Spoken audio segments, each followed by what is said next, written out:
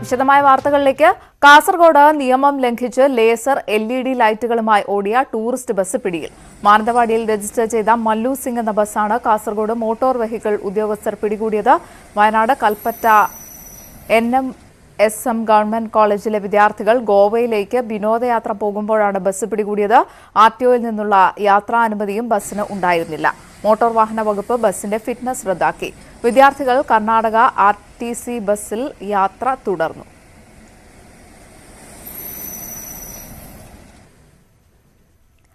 ഇടുക്കി പഴയരിക്കണ്ടത്ത് 13 വയസ്സുകാരൻ പുഴയിൽ മുങ്ങി മരിച്ചു. പൊന്നെടുത്താൽ സ്വദേശി മുതലക്കുഴിയിൽ അജീഷിന്റെ മകൻ അഭിമന്യുവാണ് മരിച്ചത്. ഉടൻ തന്നെ നാട്ടുകാർ രക്ഷപ്പെടുത്തി ആശുപത്രിയിൽ എത്തിച്ചുവെങ്കിലും ജീവൻ രക്ഷിക്കാനായില്ല.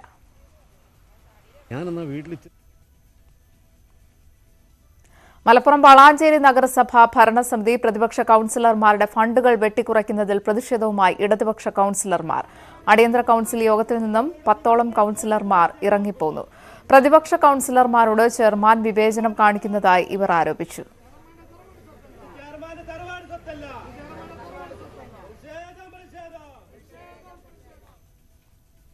തിരുവനന്തപുരം നാവായിക്കുളം വില്ലേജ് ഓഫീസിൽ വില്ലേജ് ഓഫീസർ ഇല്ലാതായിട്ട് ദിവസങ്ങളായി. പകരം ഓഫീസർ വരാതായതോടെ അത്യാവശ്യ രേഖകൾ കിട്ടാതെ നിരവധി പേരാണ് ബുദ്ധിമുട്ടുന്നത്. വർക്കല താലൂക്കിലെ ഏറ്റവും വലിയ വില്ലേജാണ് നാവായിക്കുളം. നാവായിക്കുളം ഗ്രാമപഞ്ചായത്ത് പരിധിയിലെ ഏറ്റവും ജനസാന്ദ്രതയേറിയ വില്ലേജും ഇതാണ്. നിരവധി പേരാണ് വിവിധ ആവശ്യങ്ങൾക്കായി ദിവസേന വില്ലേജ് ഓഫീസിൽ എത്തുന്നത്. ഒരു വർഷത്തിനിടയിൽ പല തവണകളിലായി 4 വില്ലേജ് ഓഫീസർമാരാണ് ചുമതലയേറ്റത്. എന്നാൽ അവരെല്ലാം സ്ഥലം മാറിപ്പോയി. ഏറ്റവും ഒടുവിലുണ്ടായിരുന്ന ഓഫീസറും പോയിട്ട് 2 ആഴ്ചയാകുന്നു. ഏറ്റവും മികച്ച വില്ലേജ് ഓഫീസർക്കുള്ള അവാർഡ് മേടിച്ചിട്ടുള്ളത് നാവായിക്കുളം വില്ലേജില്ല പഴയ വില്ലേജ് ഓഫീസറായിരുന്ന ജയബാബു സാറാണ്. നാവായിക്കുളം സ്വദേശിയായ ജയബാബു സാറാണ്. അദ്ദേഹത്തിന് കണക്കുള്ള നല്ല ഉദ്യോഗസ്ഥരുണ്ടായിരുന്ന ഒരു വില്ലേജ് ഓഫീസാണ് ഇവിടെ. നല്ല രീതിയിൽ സേവനം നടത്തിക്കൊണ്ടിരുന്ന വില്ലേജ് ഓഫീസാണ്. പക്ഷേ ഇപ്പോൾ വില്ലേജ് ഓഫീസർമാർ വാഴാത്തൊരു സ്ഥലമായിട്ട് നമ്മുടെ നാവായിക്കുളം വില്ലേജ് മാറുകയാണ്. ഇതിന്റെ പിന്നിൽ എന്ത് രാഷ്ട്രീയമാണെന്ന് ഞങ്ങൾക്ക് അറിയത്തില്ല. പഞ്ചായത്തിന്റെ പദ്ധതി നിർവഹണത്തിന്റെയും പെൻഷൻ പദ്ധതി പുതുക്കേണ്ടതായ അവസാന മാസം ആയതിനാൽ വരുമാന സർട്ടിഫിക്കറ്റ്, ജാതി സർട്ടിഫിക്കറ്റ്, വിവാഹ സർട്ടിഫിക്കറ്റ് എന്നിവയ്ക്കായി വൻ തിരക്കാണ്. പലരും രാവിലെ വന്ന് കാത്തുനിന്ന് നിരാശരായി മടങ്ങിപ്പോകേണ്ട അവസ്ഥയാണ്. ജനങ്ങൾ വലിയ ബുദ്ധിമുട്ടിലാണ്. സത്യം പറഞ്ഞാൽ വില്ലേജിൻ്റെ നിരന്തരം നടത്തേണ്ട പ്രവർത്തനങ്ങളൊന്നും തന്നെ ഇപ്പോൾ നടക്കുന്നില്ല. അതാണ് ഇവിടുത്തെ അവസ്ഥ. വളരെ ദയനീയമായ അവസ്ഥയാണ്. ഇവിടെ ഈ പ്രദേശവാസികൾ ഈ നാവായിക്കുളം വില്ലേജിനകത്ത് വരുന്ന എല്ലാവരും ഭയങ്കര ബുദ്ധിമുട്ടിലാണ് ഇതിൻ്റെ കാരണം. വിവിധ സ്കോളർഷിപ്പുകൾക്കുള്ള അപേക്ഷകൾ നൽകുന്ന സമയമായതിനാൽ ജനം വലിയ ബുദ്ധിമുട്ടിലാണ്. പൊതുജനങ്ങളെ ബുദ്ധിമുട്ടിക്കുന്ന സാഹചര്യം ഒഴിവാക്കണമെന്നും അടിയന്തരമായി സ്ഥിരം വില്ലേജ് ഓഫീസറെ നിയമിക്കണമെന്നുമാണ് ആവശ്യം. അല്ലാത്തപക്ഷം ശക്തമായ സമരവുമായി മുന്നോട്ടു പോകാനാണ് തീരുമാനം. ന്യൂസ് 18 നാവായിക്കുളം.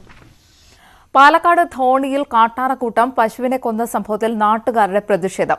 പശുവിന്റെ ജഡം മറവു ചെയ്യാതെ DFO ഓഫീസിലേക്ക് മാർച്ച് ചെയ്യാൻ ഒരുങ്ങിയെങ്കിലും 60,000 രൂപ നഷ്ടപരിഹാരം നൽകിയതോടെ സമരം അവസാനിപ്പിച്ചു.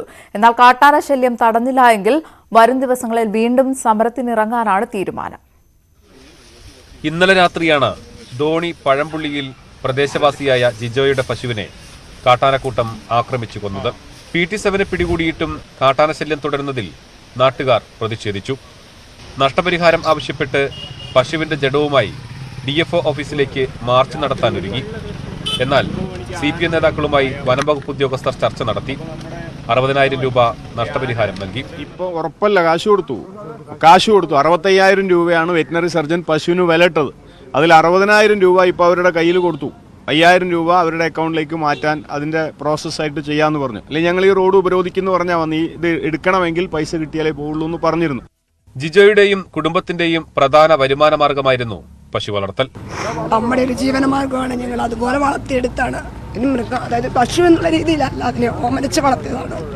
അത് പോവാന്ന് പറഞ്ഞാൽ നമുക്ക് ഈ പാല് കൊണ്ടാണ് നമ്മളിവിടെ ജീവിക്കുന്നത്. അല്ലാതെ മറ്റൊരു മാർഗവും നമുക്കില്ല. അത് കറന്നു കൊടുത്തുള്ള അതുകൊണ്ടാണ്. അങ്ങനെ നഷ്ടപരിഹാരം മാത്രമല്ല, ഇനിയും അവിടെയുള്ള മൃഗങ്ങൾക്കും ഒന്നും സംഭവിക്കാൻ പാടില്ല.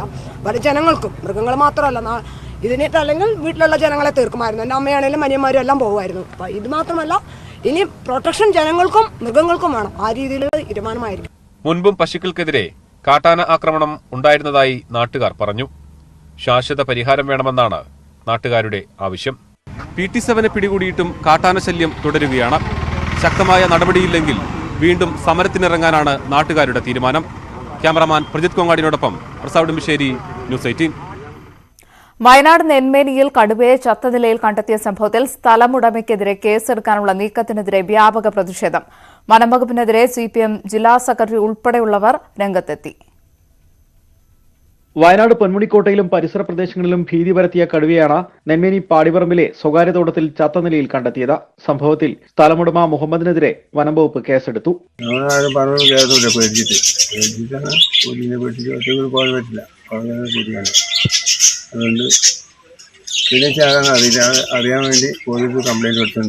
കടുവ ചത്തതിന്റെ പേരിൽ കേസെടുത്തത് ഒരു തരത്തിലും അംഗീകരിക്കാനാവില്ലെന്ന് CPM ജില്ലാ സെക്രട്ടറി P. ഗഗാറിൻ പറഞ്ഞു. കോൺഗ്രസും പ്രതിഷേധവുമായി രംഗത്തെത്തി. ഇതുപോലുള്ള പ്രായം ചെന്നൊരു മനുഷ്യന്റെ പേരിൽ കേസ് കൊടുത്ത് അയാളെ അങ്ങ് അറസ്റ്റ് ചെയ്ത് പഴയതുപോലെ ആളുകളെ ജയിലിലിടുന്ന പോലെ ഇടാനാണെങ്കിൽ അതൊരിക്കലും ഞങ്ങൾ അനുവദിക്കില്ല. അനുവദിക്കാത്ത നിലപാട് ഞങ്ങൾ സ്വീകരിക്കും. ഭരണത്തിലിരിക്കുന്ന ആളുകൾ ചെയ്യേണ്ടത് മനുഷ്യത്വപരമായാണ് ഇക്കാര്യം ചെയ്യേണ്ടത്. ഈ വീട്ടിൽ നിന്ന് പുറത്തിറങ്ങാൻ പറ്റാത്ത ഈ മനുഷ്യൻ പോയി കെണി വെച്ചു എന്ന് പറഞ്ഞത് ആരോട് പറയുന്ന ന്യായം ഇത് ഞങ്ങൾ അംഗീകരിക്കുന്ന പ്രശ്നമില്ല. വിവിധ രാഷ്ട്രീയ പാർട്ടികൾ പ്രതിഷേധവുമായി രംഗത്ത് വന്നതോടെ മുഹമ്മദിനെതിരായ തുടർ നടപടികളിൽ നിന്ന് വനംവകുപ്പിന് തൽക്കാലം പിന്മാറേണ്ടി വരും. അതേസമയം പൊന്മുടിക്കോട്ടയും പരിസര പ്രദേശങ്ങളിലും കടുവയുടെ സാന്നിധ്യം കഴിഞ്ഞ ദിവസവും സ്ഥിരീകരിച്ചു. ന്യൂസ് 18 വയനാട്. ഇടുക്കിയിലെ കാട്ടാന ശല്യത്തിന് പരിഹാരം കാണാൻ വയനാട്ടിൽ നിന്നും ദ്രുതകർമ്മ സേന എത്തി. വയനാട് RRT റേഞ്ച് ഓഫീസർ രൂപേഷിന്റെ നേതൃത്വത്തിലുള്ള സംഘമാണ് എത്തിയത്. ശാന്തൻപാറ, ചിന്നക്കനാൽ പഞ്ചായത്തുകളെ അപകടകാരികളായ ആനകളെ ദൌത്യസംഘം നിരീക്ഷിക്കും. അരിക്കൊമ്പൻ, മൊട്ടപാലൻ, ചക്കക്കൊമ്പൻ തുടങ്ങിയ ഒറ്റയാന്മാർ പതിവായി സഞ്ചരിക്കുന്ന പാതകൾ കണ്ടെത്തും. ഒപ്പം ഇവയുടെ സ്വഭാവ സവിശേഷതകളും വിലയിരുത്തും. തുടർന്ന് റിപ്പോർട്ട് വനംവകുപ്പ് ഉന്നത ഉദ്യോഗസ്ഥർക്കും ഡോക്ടർ അരുൺ സഖറിയയ്ക്കും കൈമാറും. തുടർന്ന് അപകടകാരികളായ ആനകളെ നീക്കം ചെയ്യാനുള്ള പദ്ധതി തയ്യാറാക്കും. മലപ്പുറം വേങ്ങരയിൽ ബീഹാർ സ്വദേശിയുടെ മരണം കൊലപാതകം. ഭാര്യയാണ് ബീഹാർ സ്വദേശി സഞ്ജിത് പസ്വാനെ കൊലപ്പെടുത്തിയത്. പസ്വാന്റെ ഭാര്യ പൂനം ദേവിയെ അറസ്റ്റ് ചെയ്തു. 31-ന് രാത്രി കോട്ടയ്ക്കൽ റോഡ് യാറമ്പടിയിലെ PK ക്വാർട്ടേഴ്സിലായിരുന്നു കൊലപാതകം. കാസർഗോഡ് കിഴക്കുംകര പുള്ളിങ്കരിങ്കാലിയമ്മ ദേവസ്ഥാന കളിയാട്ടത്തോടനുബന്ധിച്ച് ഒരുക്കിയ തെയ്യങ്ങളുടെ ഫോട്ടോ പ്രദർശനം ശ്രദ്ധേയമാകുന്നു. ഫോട്ടോഗ്രാഫർ സുരേഷ് ചെരിച്ചിലാണ് ഫോട്ടോ പ്രദർശനം ഒരുക്കിയത്. കളിയാട്ടക്കാവുകളിൽ ഉറഞ്ഞാടുന്ന തെയ്യങ്ങൾ, മനുഷ്യ മനസ്സുകളുടെ സങ്കടങ്ങൾ കേൾക്കുന്ന തെയ്യങ്ങൾ. കാസർഗോഡ്, കണ്ണൂർ ജില്ലകളിൽ കെട്ടിയാടിയ 20ഓളം തെയ്യങ്ങളുടെ വ്യത്യസ്ത ഭാവങ്ങളിലുള്ള ചിത്രങ്ങളാണ് പ്രദർശനത്തിൽ ഒരുക്കിയിട്ടുള്ളത്. 120ഓളം ചിത്രങ്ങളാണ് കിഴക്കുംകര സ്വദേശിയായ ഫോട്ടോഗ്രാഫർ സുരേഷ് ചെരിച്ചിൽ ഒരുക്കിയ പ്രദർശനത്തിലുള്ളത്. മടപ്പുരയിൽ ഒറ്റത്തവണ മാത്രം കെട്ടിയാടുന്ന അന്തിത്തിറ തെയ്യത്തിന്റെ ചിത്രമാണ് പ്രദർശനത്തിലെ മുഖ്യ ആകർഷണം. മുത്തപ്പം മടപ്പുരയിൽ മാത്രം കെട്ടിയാടുന്ന അന്തിത്തിറ എന്ന് പറഞ്ഞ ഒരു തെയ്യമുണ്ട്. അതുതന്നെ ആരും അധികം അങ്ങനെ കണ്ടിട്ടുണ്ടാവില്ല. അത് പുതിയ അന്തിത്തിറ എന്ന് പറഞ്ഞെങ്കിൽ നമ്മുടെ മുത്തപ്പം മടപ്പുര കെട്ടിയാൽ മാത്രം അത് ഒരു പ്രാവശ്യം ഉണ്ടാവും, പിന്നെ ഉണ്ടാവില്ല. അങ്ങനത്തെ കുറച്ച് ഫോട്ടോസ് ഉണ്ട്. ഏറെ നാളത്തെ പ്രയത്നം കൊണ്ടാണ് ചിത്രങ്ങൾ പകർത്തിയത്. സ്ഥിരമായി കെട്ടിയാടുന്നതും അപൂർവമായി മാത്രം കണ്ടുവരുന്നതുമായ തെയ്യങ്ങളെല്ലാം സുരേഷ് ചെരിച്ചിൽ തന്റെ ക്യാമറയിൽ പകർത്തിയിട്ടുണ്ട്. ചുവന്ന പട്ടും കുരുത്തോലയും മുഖത്തെഴുത്തുമായുള്ള തെയ്യരൂപങ്ങളെല്ലാം മിഴിവാർന്ന ചിത്രങ്ങളായി കളിയാട്ട സന്നിധിയിലെത്തുന്ന കാണികളുടെ കയ്യടി നേടുന്നു. ന്യൂസ് 18 കാസർഗോഡ്. വയനാട്ടുകാർക്ക് എന്നും ഗൃഹാതുരത്വം നിറഞ്ഞ അനുഭവമാണ് ഇന്നും വയനാട് ചുരം എന്ന് വിളിപ്പേരുള്ള താമരശ്ശേരി ചുരം. ഈ അനുഭവം മനസ്സിൽ നിറച്ച് പൂതാടിയിൽ വീട്ടുമുറ്റത്ത് ചുരത്തിന്റെ മാതൃക നിർമ്മിച്ച് ശ്രദ്ധ നേടുകയാണ് പൂതാടി സ്വദേശി കൂട്ടക്കടവത്ത് രമേശൻ.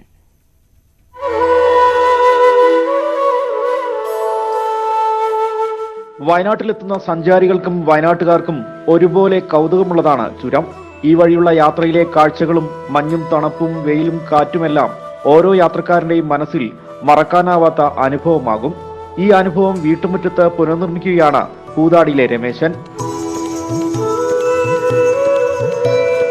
ചുരത്തോടും ചുരം റോഡിനോടും അടങ്ങാത്ത ആവേശം ഉൾക്കൊണ്ടാണ് സ്വന്തം വീട്ടുമുറ്റത്ത് തന്നെ വയനാടൻ ചുരത്തിന്റെ മാതൃക ഉണ്ടാക്കാനും ശ്രമിച്ചതെന്ന് രമേശൻ പറയുന്നു. ആ ചുരത്തിന്റെ ഒരു ആകർഷണീയത മനസ്സിലേക്ക് ഉൾക്കൊണ്ടു. അപ്പോൾ അത് എൻ്റെ മനസ്സിലുണ്ടായിരുന്നു. അപ്പോൾ അങ്ങനെയാണ് ഞാൻ ലോക്ക്ഡൗൺ സമയത്ത് കോവിഡും കാര്യങ്ങളൊക്കെ ആയതുകൊണ്ട് എല്ലാവരും ബുദ്ധിമുട്ടിലൊക്കെ ആയിരുന്നല്ലോ. അപ്പോൾ ആ സമയത്ത് നമുക്ക് ടൈം പാസിന് വേണ്ടിയിട്ട് എനിക്ക് ചുരത്തിൻ്റെ ആ ഒരു മാതൃകയാണ് എൻ്റെ മനസ്സിലേക്ക് വന്നത്. അത് ഞാൻ ഇവിടെ ഉൾക്കൊണ്ടിച്ചു മാത്രം. ഏകദേശം 2 മാസത്തോളം ചെലവഴിച്ചാണ് ചുരത്തിന്റെ മാതൃക തീർത്തത്. 15,000 രൂപയോളം ചെലവായി. നേരമ്പോക്കിന് തുടങ്ങിയ നിർമ്മാണം കൗതുക കാഴ്ചയാണ്.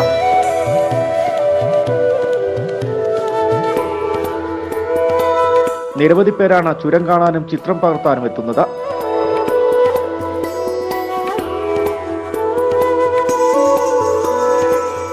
ന്യൂസ് 18 വയനാട്.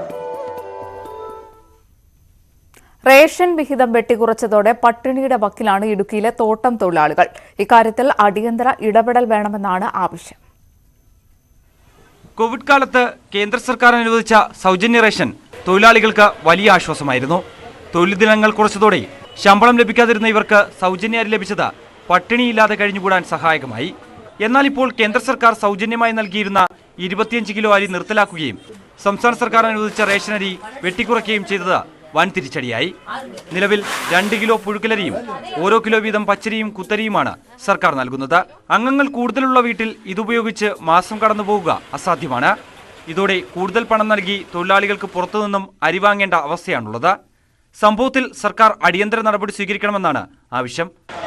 ഒരു കുടുംബത്തിൽ 4 പേരുടെ വശത്ത് വന്നാൽ 16 കിലോ அரிசியும் அது அல்லாமல் 20 கிலோ அரிசி இலவசமாக அப்படி 36 கிலோ அரிசி கிடைத்துக் கொண்டிருந்த இந்த நேரத்தில் இப்பொழுது 2 கிலோ பச்சரிசியும் 2 கிலோ புழுங்கல் அரிசியும் வைத்து 8 கிலோ 4 பேர் இருக்கக்கூடிய ஒரு குடும்பத்தில் 8 കിലോ അരിസി മാത്രമാണ് വിനിയോഗം ചെയ്യപ്പെടുന്നത്.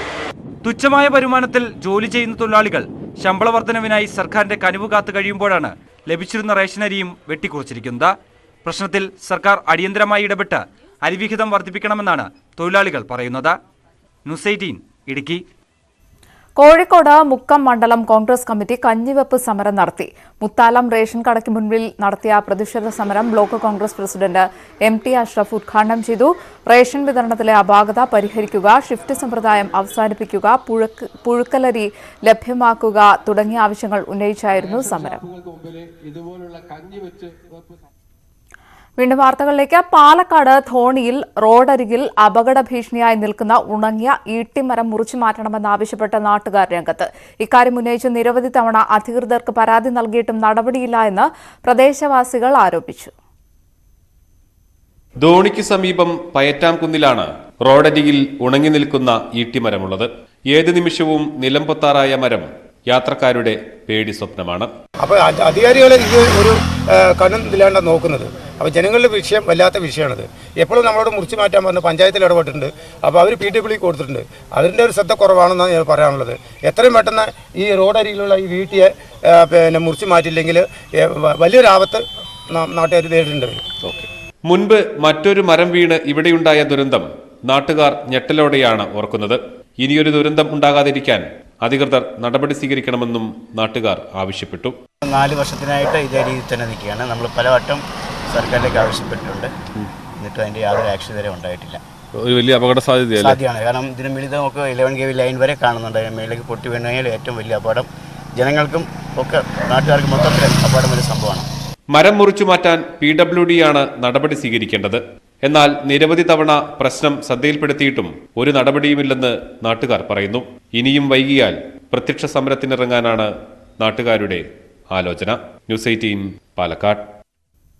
ഇരുവൃക്കകളും തകരാറിലായ യുവാവ് ചികിത്സാ സഹായം തേടുന്നു. തിരുവനന്തപുരം പനച്ചുമൂട് പഞ്ചാങ്കുഴി സ്വദേശി ബോബനാണ് തുടർ ചികിത്സ വഴിമുട്ടി ബുദ്ധിമുട്ടുന്നത്.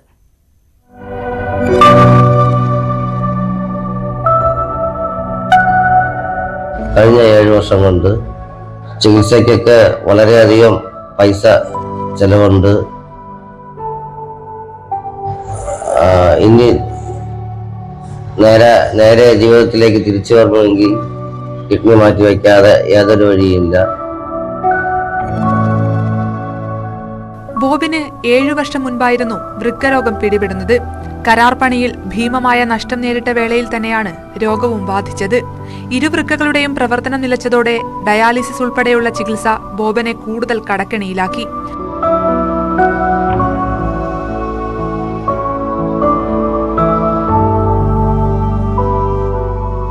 ആകെയുള്ള 9 സെന്റ് സ്ഥലം പണയപ്പെടുത്തി ബാങ്ക് ഓഫ് ബറോഡയിൽ നിന്ന് വായ്പ തരപ്പെടുത്തിയായിരുന്നു കരാർ പണികൾ നടത്തി വന്നിരുന്നത്. ഇപ്പോൾ ബാങ്കിൽ പലിശയും മുതലും ഉൾപ്പെടെ 20 ലക്ഷം രൂപയിലധികം ബാധ്യതയുണ്ട്. പോരാത്തതിന് ജപ്തി ഭീഷണിയും. ഭാര്യ റെജീന, വിദ്യാർത്ഥികളായ അജൽ, അജിൻ എന്നിവർ അടങ്ങുന്ന ഈ ചെറു കുടുംബത്തിൽ സുമനസുകളുടെ സഹായം കൊണ്ട് മാത്രമാണ് ജീവിതം മുന്നോട്ടു പോകുന്നത്. ആദ്യം തിരുവനന്തപുരം മെഡിക്കൽ കോളേജിൽ ചികിത്സയിലായിരുന്ന ബോബന്റെ നില അതീവ ഗുരുതരമായതോടെ എറണാകുളത്തെ ഒരു സ്വകാര്യ ആശുപത്രിയിലാണ് ഇപ്പോൾ ഉള്ളത്. ദിവസം കഴിയുന്തോറും ആരോഗ്യം ഇങ്ങനെ കുറഞ്ഞു വരുന്ന ഒരവസ്ഥ. എത്രയും വേഗം സർജറി ചെയ്ത് കിഡ്നി മാറ്റി വച്ചില്ലെങ്കിൽ പ്രശ്നം ഗുരുതരമാണ്.